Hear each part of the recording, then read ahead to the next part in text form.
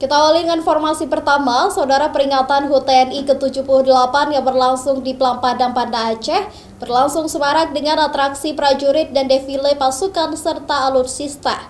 HUT kali ini mengusung tema TNI Patriot NKRI, Pengawal Demokrasi untuk Indonesia Maju. Berbagai atraksi prajurit TNI dan defile pasukan dari berbagai satuan TNI Kodam Iskandar Muda peringati HUT TNI ke-78 di Blangpadang, Banda Aceh.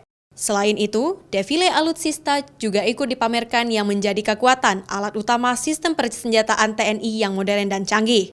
Upacara HUT TNI ke-78 di Aceh dipimpin langsung oleh Pangdam Iskandar Muda, Majen TNI Novi Helmi Prasetya.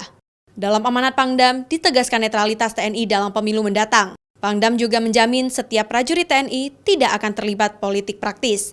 Tidak ada, karena kenapa?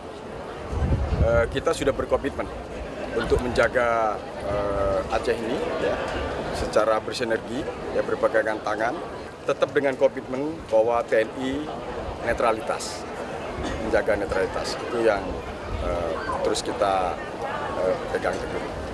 Artinya paling tidak ada perlu tambahan pasukan khusus ke Aceh? Tidak ada, sudah cukup yang organik yang ada di sini, ya, percayakan sama kita.